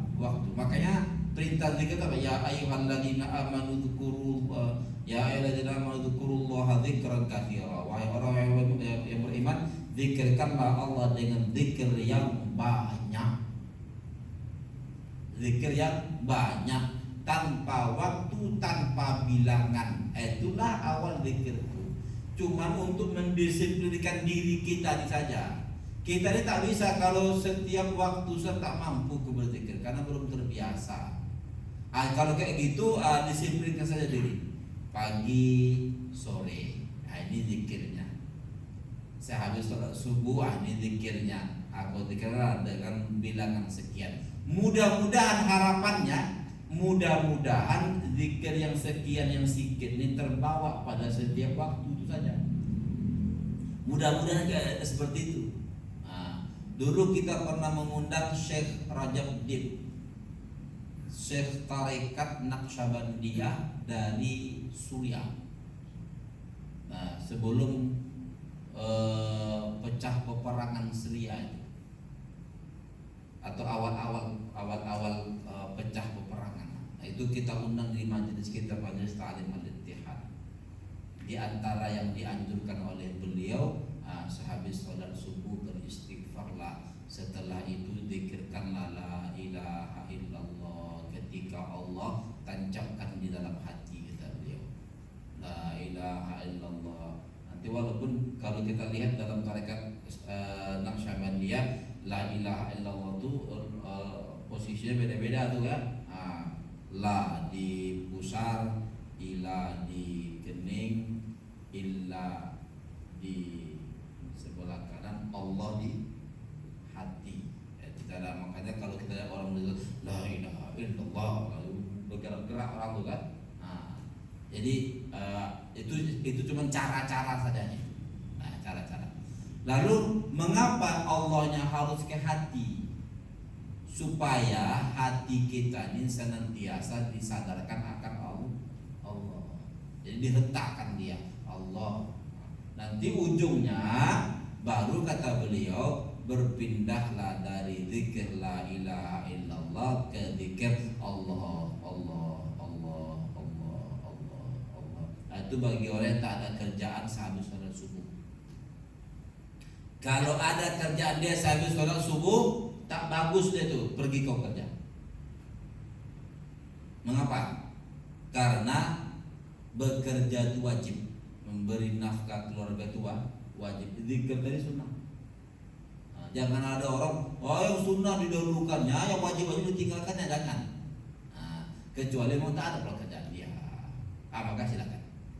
Nah, jadi awalnya seperti itulah zikir itu, tidak ada waktu, tidak ada bilangan, cuman untuk mendisiplinkan diri kita, dibikinlah waktu-waktu tertentu, bilangan-bilangan tertentu. Nanti bilangannya banyak penjelasan terkait dengan itu. Kalau orang masuk ke dalam dunia tasawuf nanti ada tingkatan-tingkatan bilangan, ada tingkatan-tingkatan zikir, seperti itulah kira-kira. Saya kira demikian. Ada yang lain? Ya.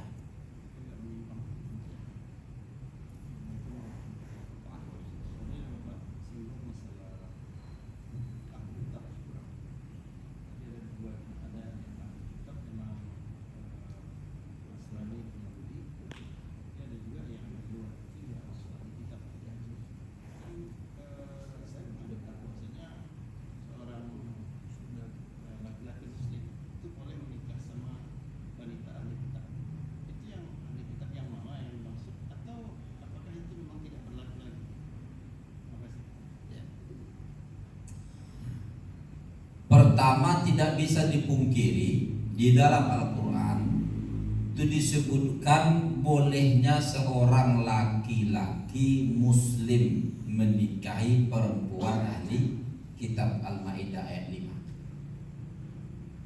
Disepakati. Nah, makanya di zaman Nabi ada pernikahan itu. Di zaman Abu Bakar ada pernikahan itu. Di zaman Umar ibn Khattab itu baru dilarang oleh Umar. Jadi orang yang pertama melarang laki-laki muslim menikahi perempuan ahli kitab itu adalah Umar ibn Khattab. Dikirimnya surat ke berbagai daerah melarang para sahabat Nabi dan para tabi'in umat Islam untuk menikahi perempuan ahli kitab. Pada saat itu di antara yang protes adalah sahabat Nabi Hudzaifah, karena Hudzaifah ini punya bini ahli kitab.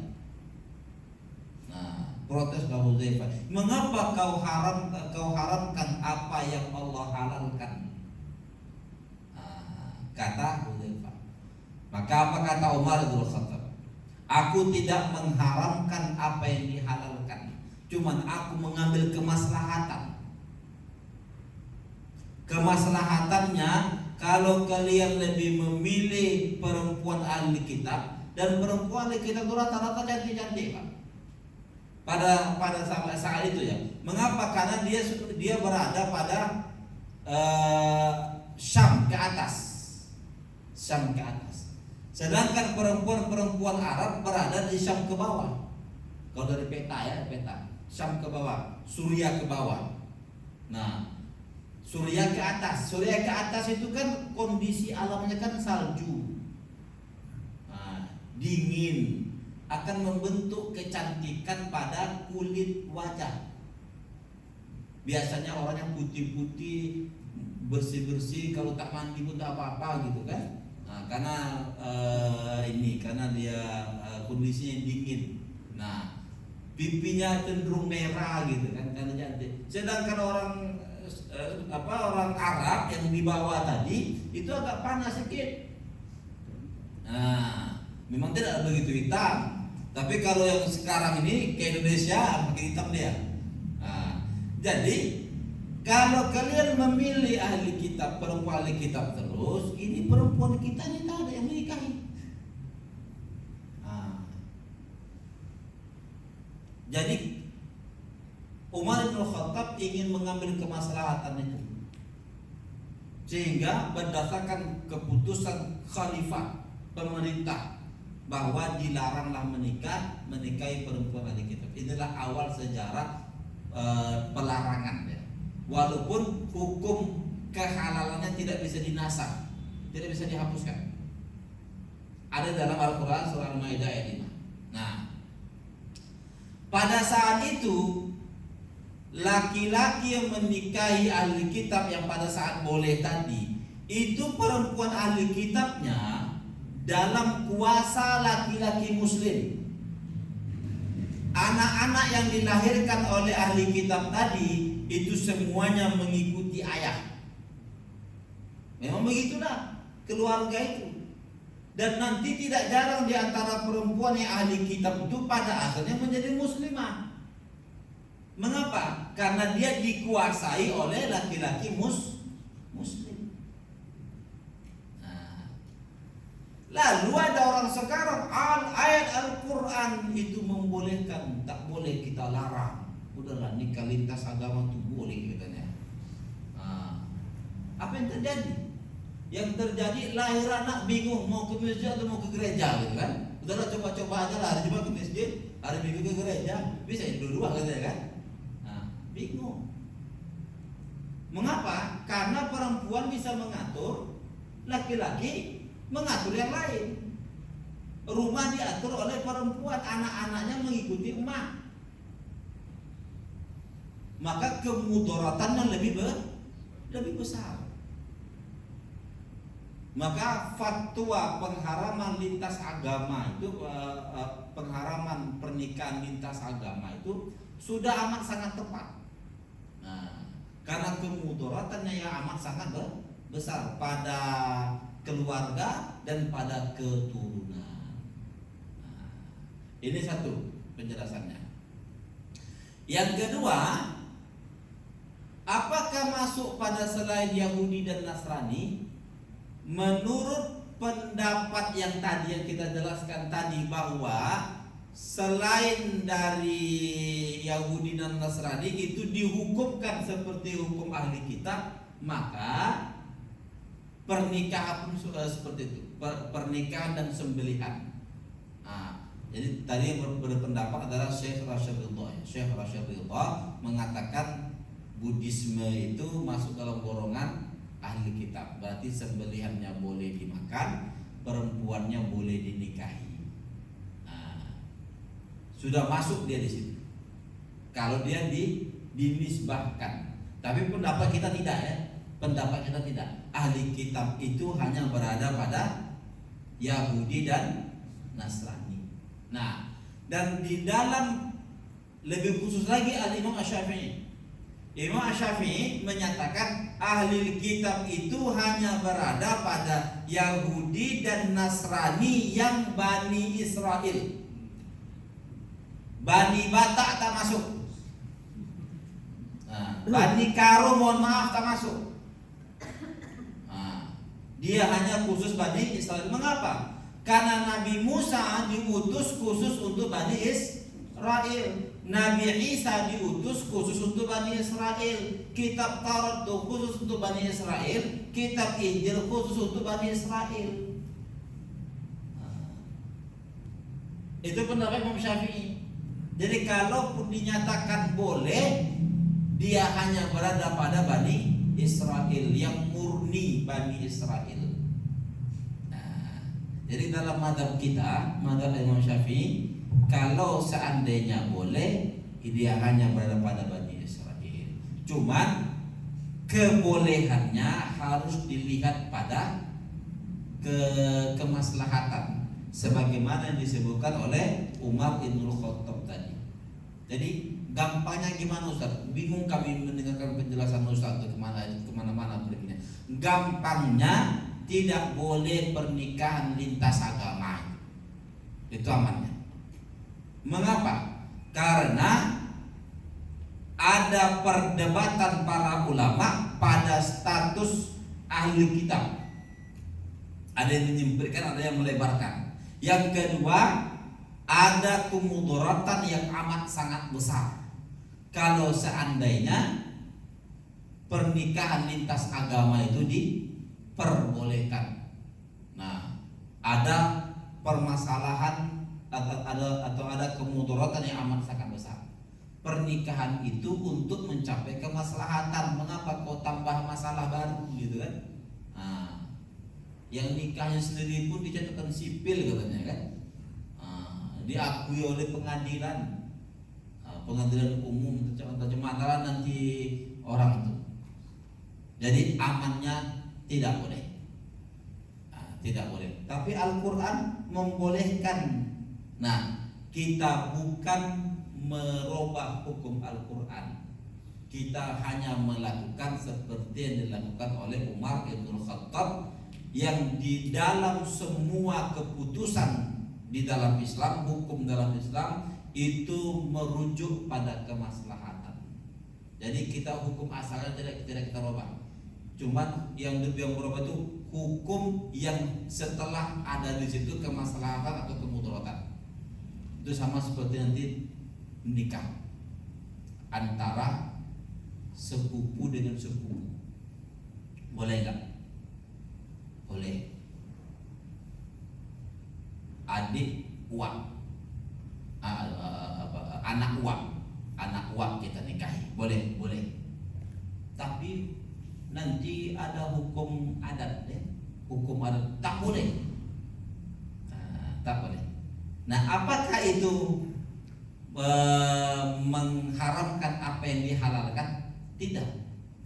Ketidakbolehannya bisa diterapkan ketika mendapatkan kemaslahatan, atau ketika terjadi itu ada kemudaratan yang akan muncul. Nah, kau kalau nikah nanti sama anak uak kau tuh berantem kalian, ayah kau sama uak kau yang berantem.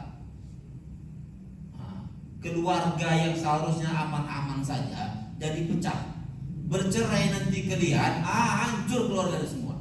Udah, banyak perempuan lain kau ambil, perempuan lain, jangan anak uak kau tuh komen. Gitulah kira-kira. Ini bukan merubah hukum asalnya. Hukum asalnya boleh, cuman karena di situ ada kemaslahatan. Kalau dalam mendiling itu nikah satu suku ya. Nikah kalau bisa hindari nikah satu suku itu, jangan nikahi satu suku. Semarga ya, jangan nikah semarga. Walaupun banyak juga kita lihat orang nikah semarga itu bagus-bagus saja gitu kan. Tapi kalau diprediksi lah, ini kalau kau menikah sama Nasution nih, bermasalah nanti katanya kan. Maka tak jadi. Dulu ada kawan saya Nasution, mau nikah dengan perempuannya Nasution juga, dilarang sama keluarganya. Kebetulan kawan saya ini ngerti hukum. Ya, hukum dasarnya boleh, cuman untuk kemaslahatan yang ada, bagus cari perempuan yang lain. Macam sebiji dia perempuan, banyak perempuan yang lain. Nah, begitulah kira-kira. Ya, hampir 2 jam saya di sini.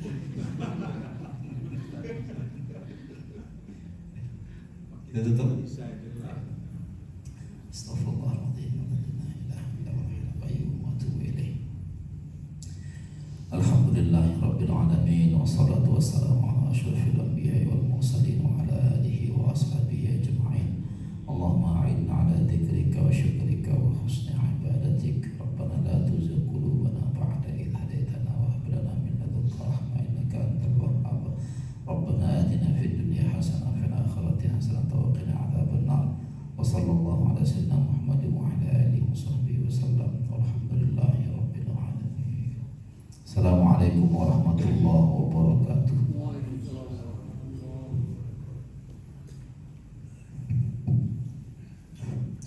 Bapak-bapak, ibu-ibu, orang-orang tua kami, jemaah Masjid Baitul Shalihin yang dirahmati Allah Subhanahu wa taala.